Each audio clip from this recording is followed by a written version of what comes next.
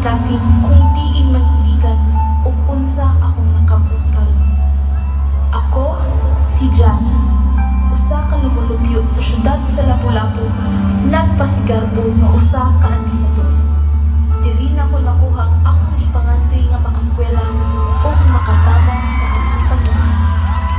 Sundan lang ng pagpanikam aron makabot ang pangandoy. Pero dili babag ko sa ako gahapon. Dili dalibak na sinati, bisan pa man sa among kapobre. Pagkutoy-kutoy man ang akong tiyan, mabasa man mi ko mag-uwan. Nakita na ko ang kahayag, kumakita na ko ang pastor.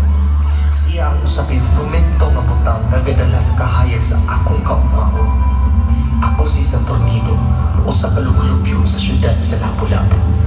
Tungod sa arnis, makakwarta ko ug makatulog sa mga bagong administrador ug din po na ko nakuha kung unsa ang